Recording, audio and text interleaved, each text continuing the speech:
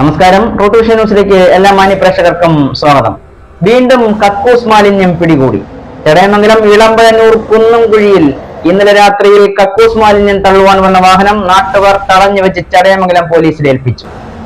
അഞ്ചൽ സ്വദേശികളായ രണ്ടുപേരെ Chadayamangalam police arrest ചെയ്തു. വാഹനം കോടതിയിൽ ഹാജരാക്കി. സ്വന്തം നാട്ടും പ്രദേശങ്ങളിൽ പോലും കക്കൂസ് മാലിന്യം തള്ളി പണം സമ്പാദിക്കുന്ന ഇത്തരക്കാരെയാണ് പൊതുജനം കരുതിയിരിക്കേണ്ടത്. കൊല്ലം ചടയമംഗലത്ത് കക്കൂസ് മാലിന്യം തള്ളുവാനായി വന്ന വാഹനം നാട്ടുകാരുടെ നേതൃത്വത്തിൽ പിടികൂടി പോലീസിൽ ഏൽപ്പിച്ചു.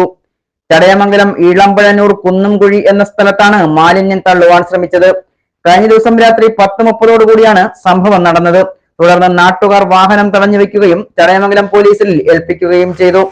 സംഭവ സ്ഥലത്തെത്തിയ ചടയമംഗലം പോലീസ് അഞ്ചൽ സ്വദേശികളായ ഡ്രൈവറെയും ക്ലീനറെയും കസ്റ്റഡിയിലെടുത്ത് അറസ്റ്റ് രേഖപ്പെടുത്തി.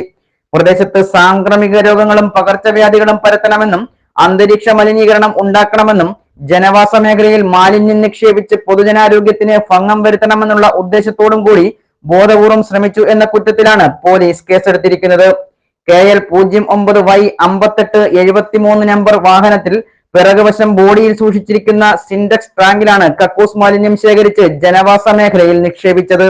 ഈ കഴിഞ്ഞ മാസത്തിലാണ് ചടയമംഗലം കാരാളികോണത്ത് നാട്ടുകാരുടെ നേതൃത്വത്തിൽ രാത്രി 12:30 മാലിന്യവുമായി എത്തിയ വാഹനം തടഞ്ഞു വെച്ച് പോലീസിൽ ഏൽപ്പിച്ചത്. കൊല്ലം ജില്ലയിലും സംസ്ഥാനത്തും വ്യാപകമായി കക്കൂസ് മാലിന്യം ശേഖരിക്കുന്ന ഒരു ലോബി തന്നെ പ്രവർത്തിക്കുകയാണ്.